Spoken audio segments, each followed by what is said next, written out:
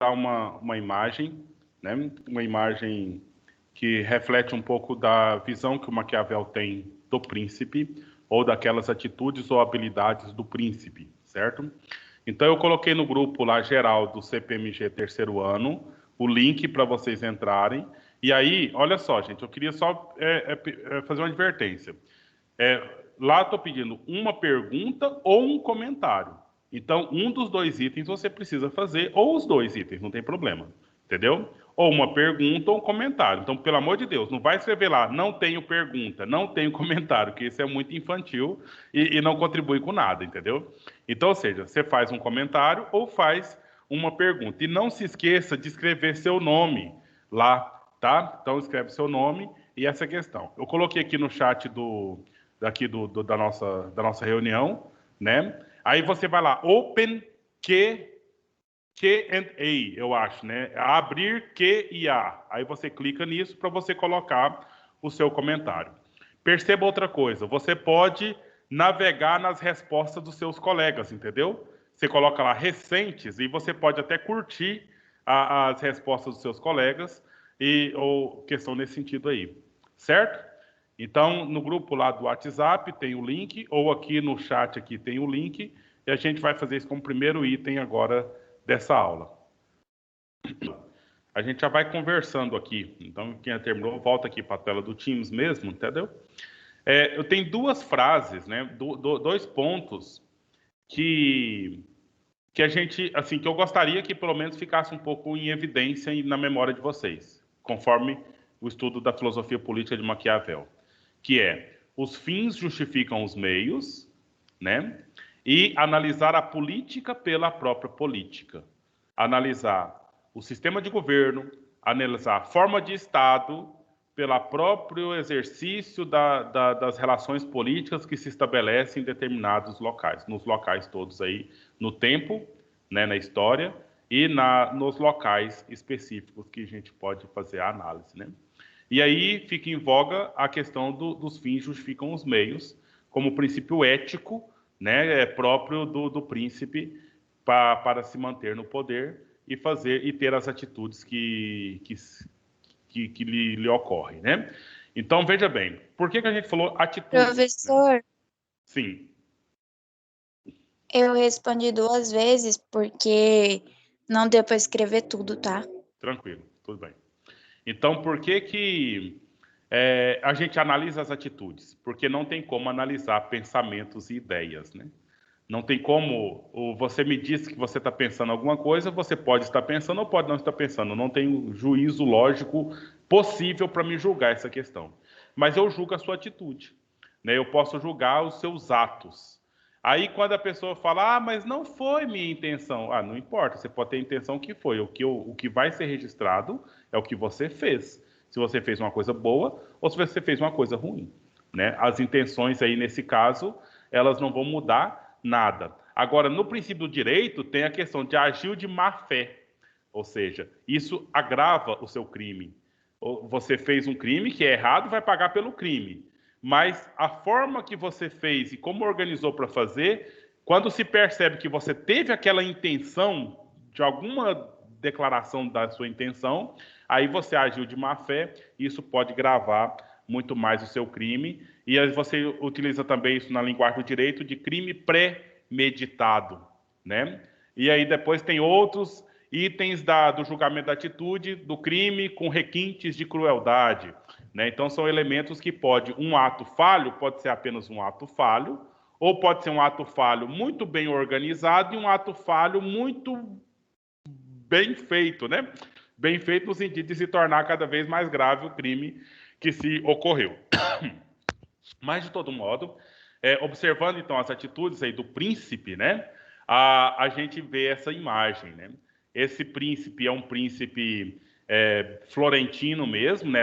Essas cores de roupas aqui, esse estilo de roupa aqui, é bem daquele momento da Renascença, porque os príncipes mais atuais, eles são caracterizados principalmente com um uniforme militar, né? Com roupas militares, parecido com os príncipes ou os reis romanos, né? Então todos eles que tomavam postos eram desde a era dos gladiadores, né? Então militares aí no processo.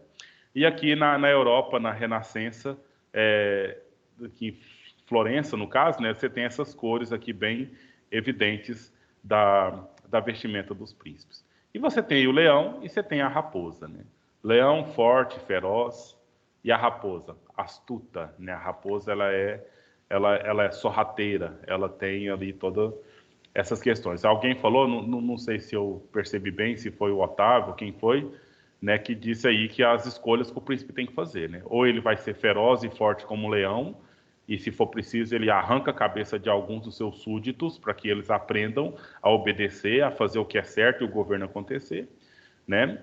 Mas sempre sabendo escolher, né, a sua atitude com precisão. Então vamos dar uma olhada aqui nos comentários, né, nas participações que os senhores fizeram. E aí se foi só comentário, beleza, ótimo. Ou se teve também vamos um pouquinho desde o primeiro. Se foi pergunta, a gente tenta responder dialogando, né? Se não souber responder agora, a gente vê depois, né? Então lá, a Caiane, as relações de poder, estratégia e formas de governo. Beleza? Perfeito. Dentro do que ela disse. Teve 2 curtidas aí, Caiane. O príncipe está pensando... tá. Deixa eu fazer uma seguinte dinâmica. Se alguém de vocês que escreveu aqui, no caso agora eu estou na tela da Ana Rita aqui, se você mesma quiser ler, Ana Rita, e talvez comentar o que você escreveu, aí eu queria pedir para vocês, todos que tiverem essa vontade aí, ativar a mãozinha aí, erguer a mãozinha. Aí quando chegar no seu nome, né, aí você abre o microfone e você mesmo lê o seu comentário, ou comente o seu comentário, ou lê a sua pergunta e comente a sua pergunta, tá? Isso vocês vão querer? Quem vai querer fazer o uso da palavra no seu momento? Aí você já ativa a mão agora, aí quando chegar lá na sua vez, eu simplesmente deixo para você. A Ana Rita já manifestou, eu já sei o que ela quer, né? Agora estou querendo perguntar aos demais. Se vocês puderem fazer agora isso, né? Essa movimentação já me facilita para me ver lá na frente. Então, a Ana Rita escreveu: o príncipe está pensando em qual dos 2 animais ele deve se basear, na inteligência da raposa ou na força do leão. Beleza. Aí o Otávio Fernandes: o leão e a raposa sentem admiração pela sabedoria do humano. Certo, depois a gente comenta qualquer coisa nesse sentido aqui. Bom, ninguém ativou a mãozinha ainda. O Heitor: reflexão sobre as hierarquias de poder na natureza e a supremacia de um ser humano que é perspicaz. A relação hierárquica de poder de diferentes espécies. Para Maquiavel, eu vou me ater a responder só se aparecer pergunta, tá? Quando é comentário, vamos deixar como está. Para Maquiavel, era o objetivo do príncipe conquistar e manter-se no poder. O príncipe está articulando um meio de se beneficiar.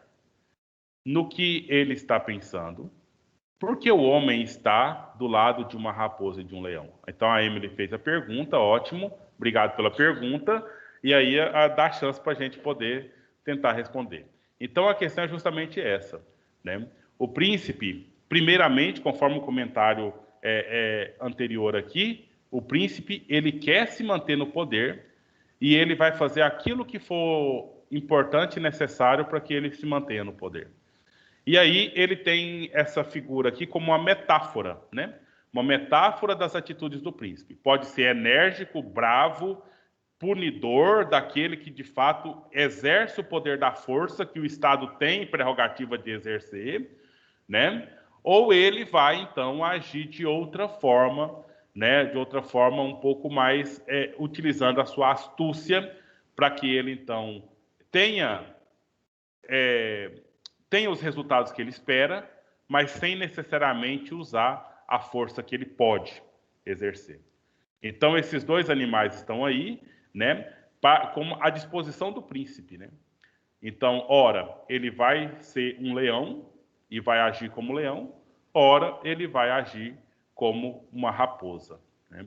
E a gente deu o exemplo na aula passada de que ele pode, então, colocar os seus ministros para exercer a força, né? Então, ele determina o que tem que ser feito com os súditos e ele escolhe seus ministros, contrata os seus ministros para que eles possam, então, fazer o exercício, né, a própria função dessa força. E aí, quem fica, de fato, historicamente registrado como violento ou como mau? O ministro, não o príncipe. E na hora de escolher um outro príncipe, ou na hora de, por acaso, o príncipe, ele então se manteria no poder com base nessa questão. Entendeu? Então, só nessa pergunta, né? O que ele está pensando? Ele está pensando o que ele vai fazer, né? Como que ele vai agir perante os problemas, perante a situação que ele tem que resolver. Ou ele vai ser uma raposa, ou ele vai ser um leão, e vai, então, resolver o problema a partir daí.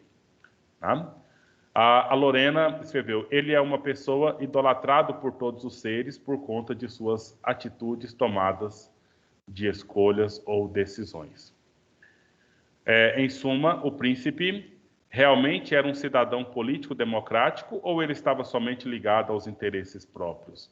Eu acho que a gente poderia aqui, Caroline, colocar nenhuma coisa nem outra, Caroline, nenhuma coisa nem outra em específico, entendeu? Porque aqui nós estamos numa monarquia, então não é princípio democrático, é de fato monárquico e nós estamos vendo aqui muito mais, apesar de já estar na modernidade, então as monarquias na modernidade, elas começaram, apesar de ter requintes de absolutismo, ou seja, o rei fazer o que ele quer e pronto, né? Mas nós já estamos com novas concepções de humanidade e essas concepções não permitem mais que um rei tenha poder absoluto sobre as pessoas. Só que isso foi um processo. A monarquia constitucional, por exemplo, tem um dos exemplos primeiros lá na Inglaterra.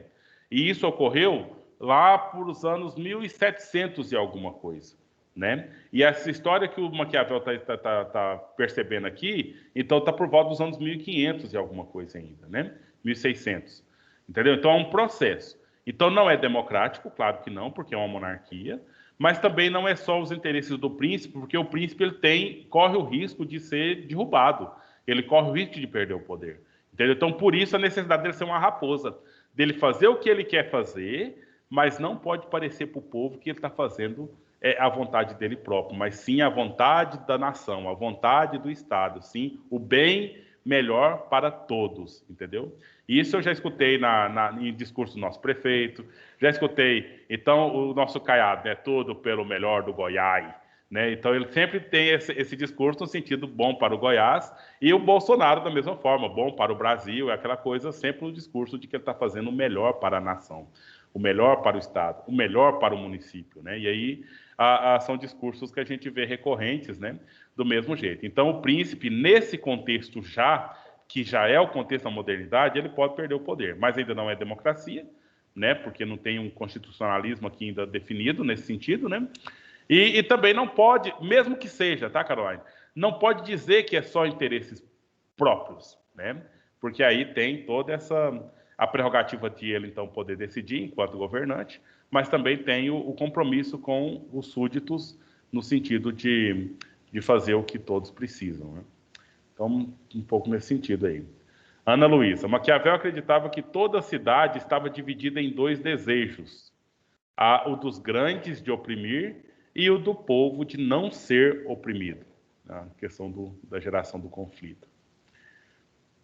Ele estava pensando em quem ele deve se inspirar, na força do leão ou na sabedoria da raposa, Maria Clara. Relações de poder, de acordo com a própria situação que for conveniente, Valdir. O príncipe está pensando em qual animal ele se baseia, um leão corajoso, forte ou uma raposa esperta e inteligente. Giovana, terceiro dele. A Raíssa escreveu, o príncipe se sente idolatrado por todos, finge ser uma pessoa boa para a sociedade, visando sempre conquistar, né, e acrescentaria se manter no poder. Ana Luísa ainda, o rei era bom, entre aspas, para todos, mas só quando lhe convia, né? Ele tentava agradar a todos e sempre sair como o bom. Wesley, ele está pensando em qual animal se basear, a raposa, a sua sabedoria, ou o leão, a sua força e coragem. Maquiavel usa animais como inspiração em alguns pensamentos. Neste caso, ele joga um questionamento de ser forte como leão, enfrentar os inimigos, ou astuto como a raposa para não cair nas armadilhas. O príncipe está usando o leão como o rei e a raposa como a inteligência, como poder de hierarquia, usando eles como exemplo. Kaique Borges. Ele está pensando sobre como será sua forma de governo, se ele se baseia em um leão corajoso e forte ou uma raposa que é esperta e inteligente. Kaique. Certo. O príncipe deve saber, então, escolher as suas atitudes, ser sábio ou ser articuloso, pois se esperasse a gratidão por parte do seu povo, seria derrotada, Natália. E Maquiavel usa animais como inspiração e alguns pensamentos. Neste caso, ele joga um questionamento de ser forte como leão, enfrentar os inimigos, astuto como a raposa. É interessante ver umas respostas um pouco muito parecidas, né? Dentro até as palavras na sequência. Mas, enfim. Meninos, então, aqui eu vejo que nem todos participaram, né? Infelizmente. Mas que a gente, então, esse aqui fica registrado, né? Para a gente, então, seguir lá. Então, eu quero repetir aquelas duas palavras que eu disse para vocês, né? Então, partindo do pressuposto lá, aristotélico, de que o homem é zoopolitikon, né? É um animal político. Então, com base em Aristóteles, tem uma virtude de se viver em sociedade, e aí a gente tem as características necessárias para viver em sociedade. O Maquiavel já parte do pressuposto que a coisa não é bem assim.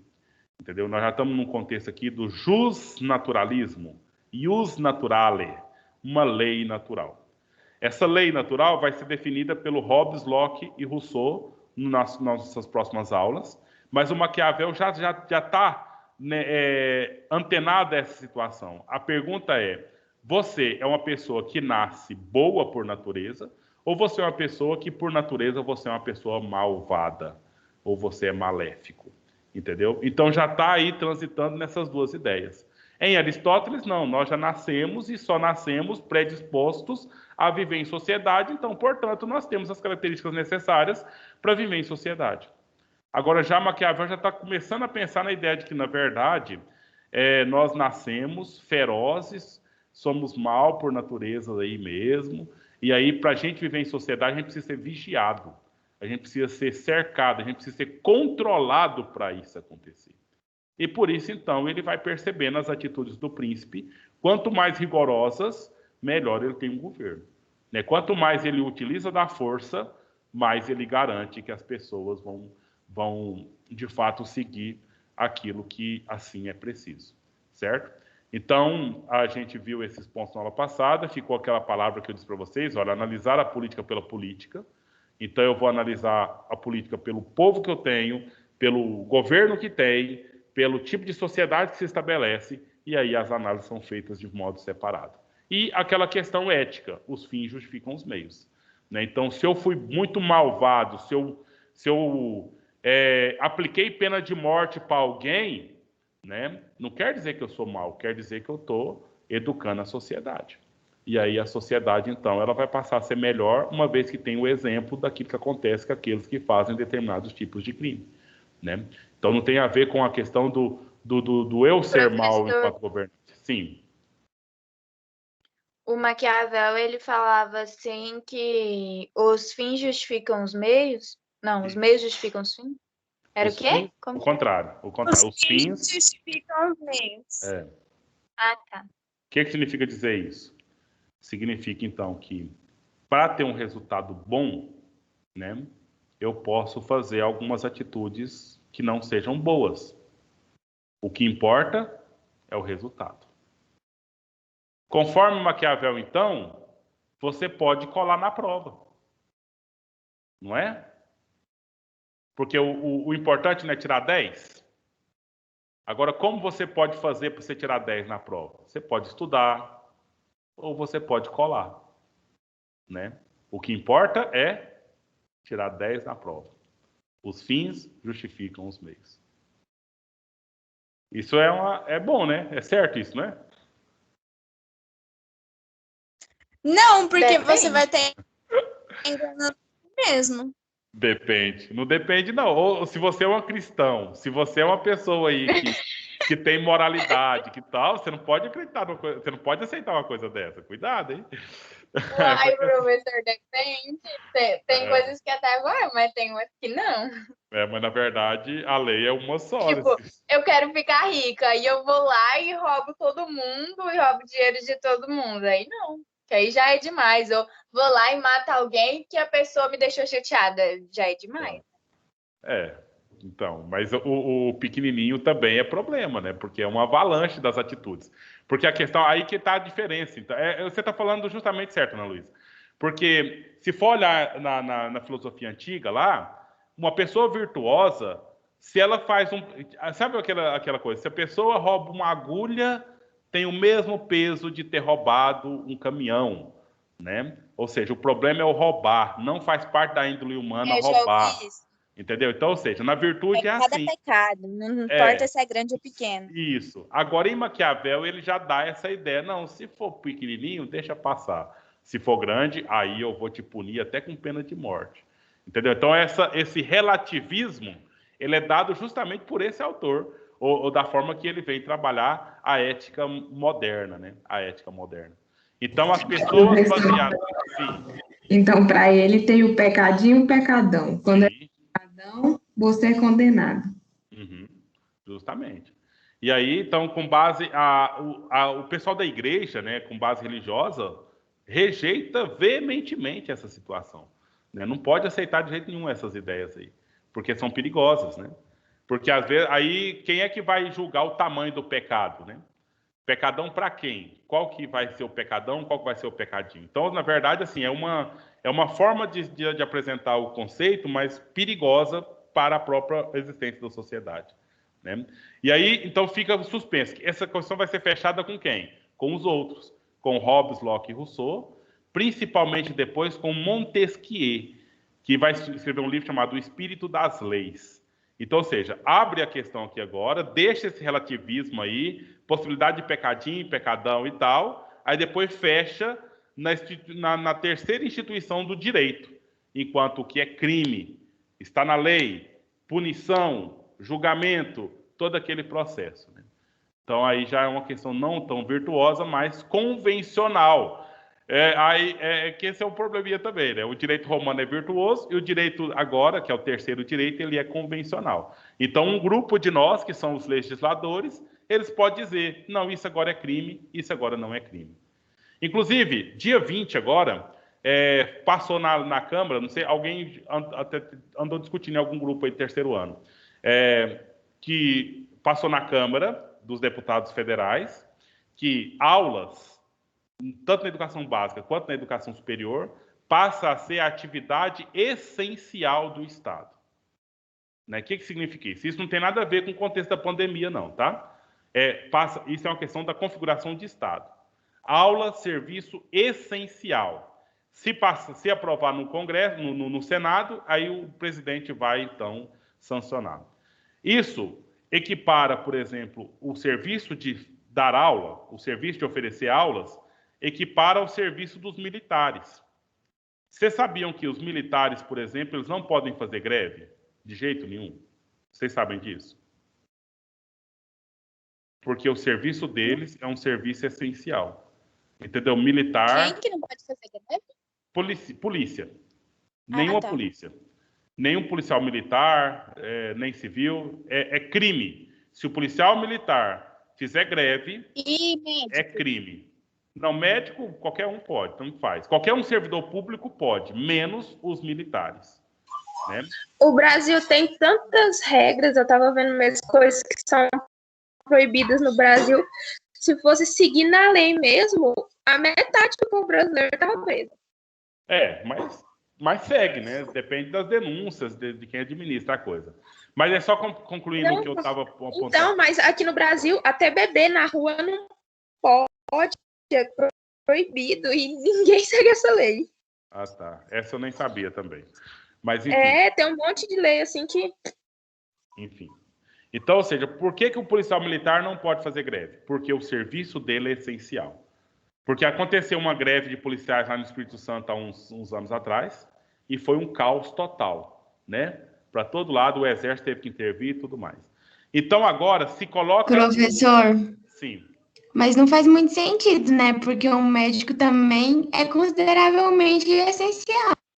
É verdade. Mas ainda né? Ainda pode fazer greve. Então Agora, eles querem que os professores sejam um trabalho essencial para eles não fazerem greve. esse é um dos itens que eu quero concluir desse jeito. É isso aí. Um dos pontos, se eu considero que o trabalho de professor, as aulas são essenciais, se um professor fizer greve por melhores salários ou qualquer coisa assim, a greve já vai ser decretada crime automaticamente e esse sujeito pode ser exonerado automaticamente, etc. Crime devia ser essa lei. É um probleminha aí, né? E até é inconstitucional, tá? Só que está sendo aprovado. E conforme for, eles fazem uma emenda na Constituição e tudo belezinha. Entendeu? Eu só estou dizendo isso aí, por quê? Porque é a configuração do Estado, entendeu? Que se torna lei e criminaliza qualquer atitude que for contra essa organização do Estado. Isso já veio dentro de um contexto, né? Porque nós estamos num contexto em que estão se tentando tirar a estabilidade do servidor público, desde o Temer assumiu em 2016. Então, são formas de que concorrem para essa situação acontecer, entendeu? Então, esse é um item que eu só queria mostrar para vocês, né? Falar para vocês, dentro dessas decisões do governo, né? Porque essa lei ela partiu do governo federal, e aí ela está entrando, tem que virar lei, né? Passa pela Câmara, passa pelo Senado para se tornar lei. Então, conforme for, no próximo ano aí que seja, os professores, aqui em Goiás, só para ter uma ideia, nós estamos sem reajuste no nosso salário de professor, aqui foi o último em 2017, o último reajuste do nosso salário. Então, já são 4 anos sem aumentar R$1 no nosso salário. Então, você pensa.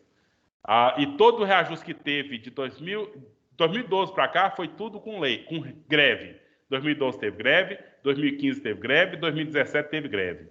E aí, da agora para cá... Professor, mas as greves não atrapalham os alunos? Claro, né? Mas as aulas são repostas de alguma forma. Mas é justo o servidor ficar tantos anos sem um reajuste no salário? E, inclusive, tendo na lei... E por que não poderiam fazer, por exemplo, algum protesto durante o final de semana que não tem aula? Tá certo, mas pensa, vai incomodar quem? Fazer um protesto no final de semana que não tem aula? Quem vai ficar incomodado com isso? E o senhor vai ter que prejudicar vai... os alunos para isso? Bom, eu não sei se... É a Caiane que tá falando? Só confirmar. Sim, professor, sou eu. Tá certo.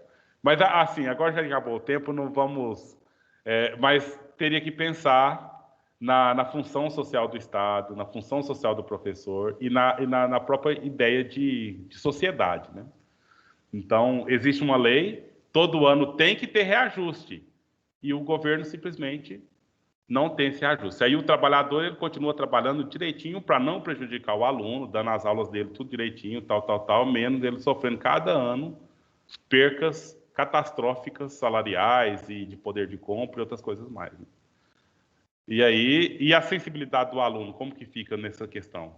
Não está nem aí, né? Eu não quero ser prejudicado, o trabalhador que se lasque, nesse sentido aí. Será que seria só isso? Mas, enfim, não é bem o debate, mas é só a questão de tentar falar para vocês, ligando aqui com a questão do Maquiavel, é a questão de que o Estado se estabelece de acordo com o governante quer, né? E aí ele impõe a forma que ele quer que a coisa seja, então, configurada daí para frente, né? Mas aí tem os problemas que gera, né, dessa situação. Pessoal, alguém tem dúvida onde está a frequência?